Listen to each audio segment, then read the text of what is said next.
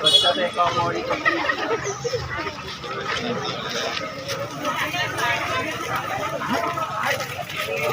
ಪರಿಸರ ಸ್ವಚ್ಛತೆ ನಮ್ಮೆಲ್ಲರ ಹೊಣೆ. ಪರಿಸರ ಸ್ವಚ್ಛತೆಯ ರೋಗ ನಿರ್ಮೂಲನೆ ಮತ್ತು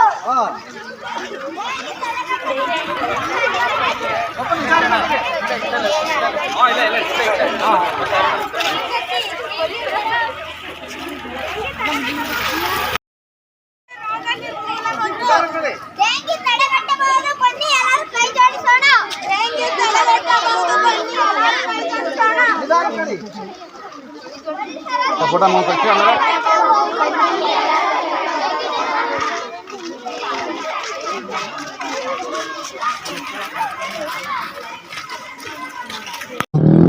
ಡೆಂಗು ಜ್ವರ ತುಂಬ ದೊಡ್ಡ ರೀತಿಯಲ್ಲಿ ಉಲ್ಬಣವಾಗ್ತಿರೋದ್ರಿಂದ ಪ್ರತಿಯೊಬ್ಬರು ಸಾರ್ವಜನಿಕರಿಗೂ ಇದ್ರ ಬಗ್ಗೆ ಒಂದು ಮಾಹಿತಿ ಕೊಡೋ ವಿಚಾರದಲ್ಲಿ ಇವತ್ತೊಂದು ಜಾಥಾ ಹಮ್ಮಿಕೊಂಡಿರ್ತೀವಿ. ಪ್ರತಿಯೊಬ್ಬರು ಸಾರ್ವಜನಿಕರು ಈ ವಿಚಾರದಲ್ಲಿ ಪ್ರಜ್ಞಾವಂತರಾಗಿ ಮುಂದಿನ ದಿನಗಳಲ್ಲಿ ಈ ಡೆಂಗು ಜ್ವರನ ಓಡಿಸೋ ಮುಖಾಂತರ ಎಲ್ಲರೂ ಕೈ ಜೋಡಿಸ್ಬೇಕಂತ ಕೇಳ್ಕೊತೀನಿ. ಒಳ್ಳೆಯದಾಗಲಿ. ಇವತ್ತಿನ ಈ ಜಾಥಾದ ಬಹುಮುಖ್ಯ ಉದ್ದೇಶ ಏನು ಅಂದರೆ ಈ ಡೆಂಗು ಹೇಗೆ ಹರಡುತ್ತೆ, ಡೆಂಗು ನಿಯಂತ್ರಣ ಹೆಂಗೆ ಮಾಡಬೇಕು, ಇದು ಸಾರ್ವಜನಿಕರಲ್ಲಿ ಅರಿವು ಮೂಡಿಸೋದು ಭಾಳ ಸೂಕ್ತ. ನಮ್ಮ ಸಾರ್ವಜನಿಕರಿಗೆ ಎಲ್ಲರಿಗೂ ಅರ್ಜೆಂಟೇ ಜಾಸ್ತಿ. ಒಂದು ನಿಮಿಷ ನಿಂತ್ಕೊಳ್ಳೋದು ಇಲ್ಲ, ಕೇಳೋದು ಇಲ್ಲ. ಈ ರೋಗ ನಿಯಂತ್ರಣ ಆಗಬೇಕು ಅಂದರೆ ಮನೆ ಸುತ್ತ ವಾತಾವರಣ ಸ್ವಚ್ಛವಾಗಿ ಇಟ್ಕೋಬೇಕು. ನೀರು ಎಲ್ಲೆಲ್ಲಿ ನಿಲ್ಲುತ್ತೆ ಆ ನೀರುಗಳ್ನ ಆವಾಗವಾಗ ಕ್ಲೀನ್ ಮಾಡ್ಕೋಬೇಕು. ತೊಟ್ಟಿಗಳ್ನ ಕ್ಲೀನ್ ಮಾಡ್ಕೋಬೇಕು. ಈ ಸೊಳ್ಳೆ 7 ದಿವಸದೊಳಗೆ ಇದು ಮರಿ ಮಾಡೋ ಸಾಧ್ಯತೆ ಜಾಸ್ತಿ ಇರೋದ್ರಿಂದ ಪ್ರತಿ ವಾರ ನೀರನ್ನ ಶುದ್ಧೀಕರಿಸಿ ಬೇರೆ ನೀರನ್ನ ತುಂಬ್ಕೋಬೇಕು. ನೀರು ಎಲ್ಲೆಲ್ಲಿ ನಿಂತಿರುತ್ತೆ ಆ ನೀರನ್ನ ಮುಂದಕ್ಕೆ ಹರಿಯಕ್ಕೆ ಬಿಡಬೇಕು. ಈ ಸಣ್ಣ ಸೋನೆ ಈ ಜೂನ್, ಜುಲೈ, ಆಗಸ್ಟ್ ಈ 3 ತಿಂಗಳಲ್ಲಿ ಈ ಡೆಂಗು ಜ್ವರ ಜಾಸ್ತಿ ಹೆಚ್ಚಾಗಿ ಕಾಣಿಸ್ಕೊಳ್ಳೋದ್ರಿಂದ ಈ ಮಳೆ ನಿಲ್ಲೋವರೆಗೂ ಸ್ವಲ್ಪ ಕಷ್ಟ. ಈ ಸಣ್ಣ ತುಂತುರು ಮಳೆಯಲ್ಲೇ ಈ ಕಾಯಿಲೆ ಜಾಸ್ತಿ ಹರಡೋದು. ಜೊತೆಗೆ ಸಾರ್ವಜನಿಕರು ಎಲ್ಲರೂ ಮನೆಗಳಲ್ಲಿ ಸೊಳ್ಳೆ ಪರ್ದೆ ಕಟ್ಕೋಬೇಕು, ಪರ್ದೆ ಉಪಯೋಗಿಸಬೇಕು. ಮಕ್ಳುಗಳಿಗೂ ಅಷ್ಟೇ, ಪ್ರತಿ ಮಕ್ಕಳಿಗೂ ಇದ್ರ ಬಗ್ಗೆ ಅರಿವು ಮೂಡಿಸಿ ಆ ಮಕ್ಕಳುಗಳು ಶಾಲೆ ಆಗಲಿ, ಸ್ಕೂಲ್ ಆಗಲಿ, ತೋಟ ಆಗಲಿ ಎಲ್ಲ ಕಡೆ ಸ್ವಚ್ಛತವಾಗಿ ಕಾರ್ಯಕ್ರಮನ ಅನುಷ್ಠಾನ ಆಗಬೇಕು. ಅಂದರೆ ಎಲ್ಲರಲ್ಲೂ ಈ ಅರಿವು ಮೂಡಿಸಿ ಇದನ್ನು ಇಲ್ಲಿಗೆ ಕೊನೆ ಮಾಡಬೇಕು ಅಂತ ಒಂದೆರಡು ಮಾತಾಡೋಕ್ಕೆ ಅವಕಾಶ ಮಾಡಿಕೊಟ್ಟು ಎಲ್ಲರಿಗೂ ಧನ್ಯವಾದಗಳು. ಜಾಥಾ ಏನಪ್ಪ ಅಂತ ಅಂದರೆ ಇವತ್ತು ಸ್ಕೂಲ್ ಮಕ್ಕಳೇ ಆಗಲಿ ಮತ್ತು ನಮ್ಮ ಶಾಲೆಗಳಿ ಅಕ್ಕಪಕ್ಕ ಮನೆ ಹತ್ರ ಅಕ್ಕಪಕ್ಕ ಸ್ವಚ್ಛಗೊಳಿಸ್ಕೋಬೇಕು. ಮತ್ತು ಇನ್ನೊಂದು ಏನಂದ್ರಪ್ಪ, ಇದು ಕಚೇರಿಗಳಲ್ಲೂ ಕೂಡ ಸ್ವಚ್ಛವಾಗಿರಬೇಕು. ಮತ್ತು ಶಾಲೆ ಮಕ್ಕಳು ಈಗ ಹೋಗ್ಬೇಕಾದ್ರೆ ಶಾಲೆ ಹತ್ರ ಈ ಚರಂಡಿ ಇರುತ್ತೆ, ಆ ಚರಂಡಿನ ಗ್ರಾಮ ಪಂಚಾಯತಿ ವತಿಯಿಂದ ಕ್ಲೀನ್ ಮಾಡಿಸ್ಕೊಟ್ಟು ಆ ಮಕ್ಳಿಗೂ ಒಂದು ಸುರಕ್ಷಣೆ ಕೊಡಬೇಕು. ಮತ್ತು ನಾವು ಸ್ಕೂಲ್ ಹತ್ರ ಹೋದಾಗ ಅದೇ ಹೇಳೋದು ಎಲ್ಲ ಸ್ವಚ್ಛವಾಗಿ ಇಟ್ಕೊಳ್ರಪ್ಪ ಅಂತ ಹೇಳಿರ್ತೀವಿ.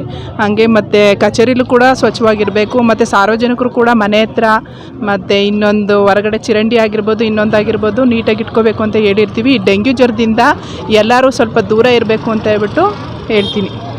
ಈ ದಿನ ರಾಜ್ಯದಲ್ಲಿ ಡೆಂಗ್ಯೂ ಜ್ವರ ಅತ್ಯಂತ ವೇಗವಾಗಿ ಹರಡ್ತಾ ಇದೆ. ಇದು ಒಂದು ರೀತಿಯಲ್ಲಿ